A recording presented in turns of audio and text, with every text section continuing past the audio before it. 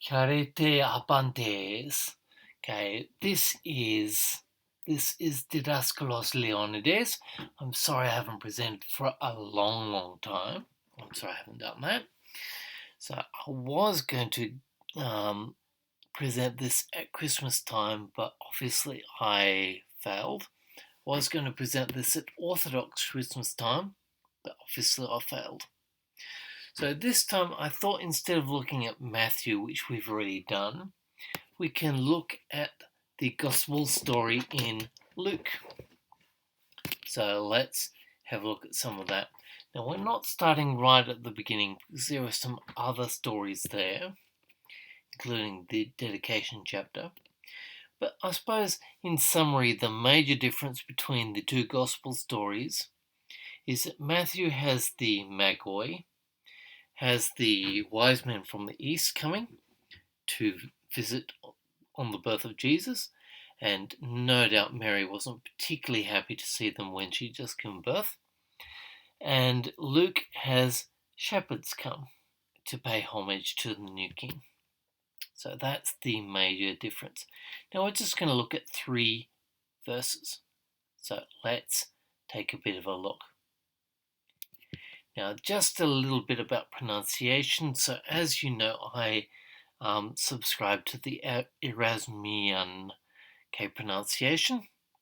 Now I recently had a discussion, and now it was a friendly discussion, with a Greek uncle who doesn't particularly like my pronunciation, and that's okay. So I will try and link, if I am technical enough, a discussion about the pronunciation. It's not saying that the Erasmian is definitively right or wrong. I'm just kind of stuck in my ways. Alright, so let's have a look. So we've got verse 1. Egeneto de entais hemerais egenais, exelte dogma para Caesaros Augustu apograpsesthai pasan ten oikumenen. Alright, let's have a look at that. Right, so what we've got there, now I've color-coded today. So what I'm aiming to do is the nominative, which I'm not sure if you remember, but the nominative is the subject of the sentence. I'm always putting the nominative, no, there's no point highlighting my mouse because you can't see it anyway. I'm always putting the nominative as the dark blue. Okay, great. I'm going to start out of order in this verse. The red is going to be the accusative. So that's the direct object. Okay, we got that. Now, the orange is the dative or dative. Okay, great. Now we don't have an ablative in Greek, we just have a dative. This happens not after all, but after some prepositions. Okay, that's great. And lastly, we've got the green. Actually, we haven't mentioned the vocative, but we're not going to make it today. The green is going to be the genitive. So that's the possessive form. All right, great. So let's have a look at it. So we got egenito. Okay, this is a fairly standard way of beginning a sentence, particularly in Luke. Not particularly in classical Greek, but in this kind of Koine Greek. So egenito is something like it happened. So it is an aorist case, and I have another video dealing with the aorist. I'm not sure if we did the... Okay, and then we've got a middle form. Now, if you remember the first video that I actually did, I claimed that there weren't actually any middle forms in Koine Greek. I'll kind of stand by that. There are, insofar as if they don't have an active form, so they're kind of deponent middle. So we don't usually have a middle form which has a separate meaning, which we do in, say, classical Greek. So we've got luor, meaning I loosen. We've got luomai, meaning I am loosened. And then we've got luomai as the middle. This is really confusing. exactly the same word, meaning I ransom. Now we don't really have that kind of change in meaning in Koine Greek. Thank goodness. So let's have a look. So we started off with it happened. Okay, it could also mean it became, but it happened. It happened in tais hemerais ekenais, in those days. So we've got the preposition en, so in, and then we've got en takes the dative, so we've got 3 dative words. Got the definite article, that's the tais. Then we've got the hemerais, that's the noun. And then we've got an attributive adjective. So in those days. All right. It happened in those days. Okay, and this is a fairly standard way in this gospel of explaining, okay, what kind of happened. Okay. Now we can read our translation, our English translation, and we can be more familiar with that. So we got dogma, which, as we can see, is similar to our English word. In fact, our English word comes directly from it, dogma or dogmatic. So we'll have dogma here meaning a decree. A decree came forth, excelled there. So literally means came out of. But this isn't the kind of came out of in Aliens where it bursts out of someone's chest. This is came forth. Okay, we'll explain here. So we've got the parda. Now we look at this preposition, and it is a preposition. It's a preposition that usually takes humans rather than inanimate things.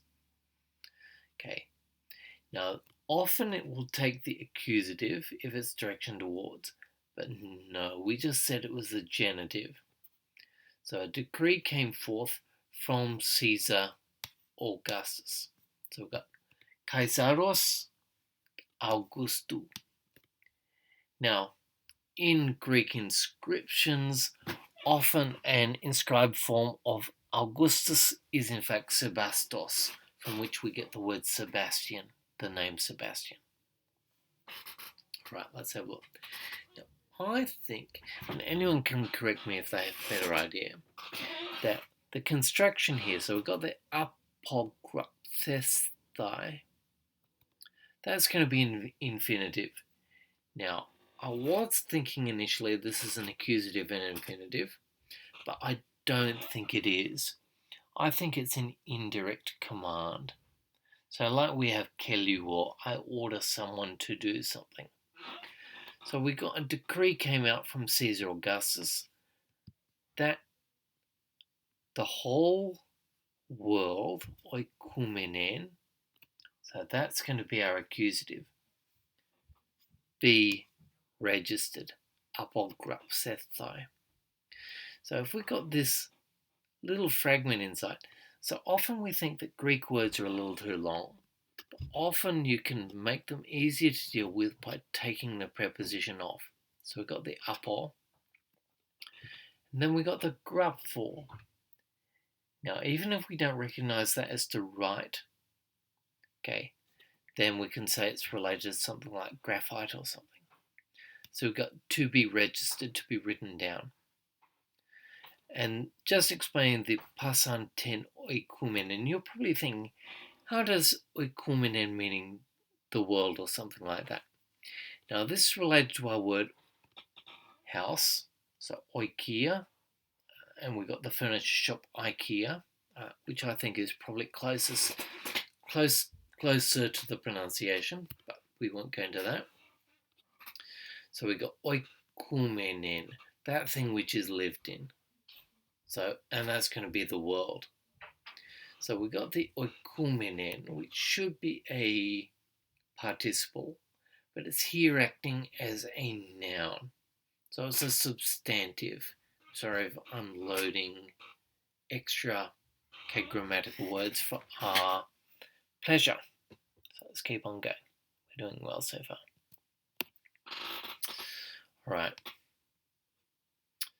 So we got how te he apographe. Well, now we just saw a word like that. Now the word we just saw was an infinitive. If we look at this, we say that doesn't look like a verb. So that should be a noun because it's going with a definite article. So we got out there. This, okay, first, okay, when we say census, I think we said registered before. So this first registration, that's a good word. This first registration, now we had a similar word, agenitor. We had that has happened. Why do we have the same thing? This first registration happened. Now here we've got a all in the genitive, but not all of these genitives agree. And I'll tell you why we know this without a shadow of doubt. Okay, now we're going to read all of the words. So we've got hegemoniontos. Tes. Okay, now that tes tells us without a shadow of doubt that the word is feminine. So we've got Syrias. So we've got the word Syria. So it's just going to be feminine. But then we've got Koine. Now that is masculine without a shadow of doubt. So we've got, okay, let's put it all together. So I think, and Greek does this quite a bit, that the hegemoniontos is going to be, okay, going with a koureniu. Now I think the construction here is we could say it's, well, it amounts to the same thing. We could say that it's kind of duration of time genitive. I think it's going to be a genitive absolute. So we got when Quirinius was ruling Syria, was the ruler of Syria. Okay, that's what we got. Now again, people argue until the cows come home as to whether this makes any historical sense or not. And we can basically say that the person who wrote Luke, who may have been Luke or may not have been, we don't know, was not a historian. So he's just doing his best with the information that he has. You can take that however you like. Right. So let's have a look. And we'll finish with this one. So we're at verse 3. So we got and. So that's a good part of a narrative. And something happened. So these are short sentences. Nothing too complicated about them. So we got and pantes. Now we've got the same thing as we had before. Non-noun, so that means all things, but we can take it as a noun, everyone. So everyone, eporgu. So we can see from this word, let's have a look at it. Eporgu onto. Now that ending of onto tells us that it's historic sequence. That means that the word is some kind of past. That means that the at the beginning is likely to be an augment showing its past. So we got everyone, now I think it's going to be imperfect, okay, began making the journey. So imperfect is talking about a process. I'm indicating with my fingers, but you can't actually see it. So it's a process, either was making the journey or began making the journey. I think it's unlikely to be used to make the journey. Could be tried to make the journey, something like that. There are a lot of meanings, but they're all, for the Greeks, the ancient Greeks, exactly the same. So we got, and everyone began making the journey apograpsethai to be registered, or for registration. And then we've got an explanation. Now, pantes we just said is plural, definitely plural. Now, hekastos. Now, people often get annoyed at Greek and Latin and consequently some modern languages for being gendered. that is that they have a gender, where we could argue with fair enough reason that if everyone has to go, then it could be male or females. So we got hekastos, definitely male. That doesn't mean that there weren't females doing it, but we have to choose a gender, so they choose masculine. So each one, okay. Now ace is one of those prepositions which takes the accusative. I can't think of a single example where it doesn't. Each one, or each man if you prefer, two, okay, 10 idian polin. We'll break that down. So first of all, we got the definite article. We got the 10. Then we got the idion. We'll come back to that. Now, I think the idion is probably related to idiot. I think they actually have a word idiotes as well, but we'll come back to that. And then polin.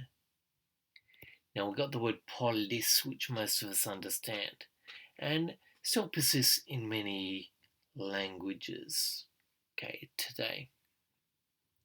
So I think in the various places you've got cities which end with the termination pol, or even further afield. I'm not sure if this is totally correct, but I'll just say it anyway. In India and Pakistan, you have cities that end with pur, which I think could be the same, but don't quote me on that. So we got each one, two, okay. Why don't we use ungendered language for this?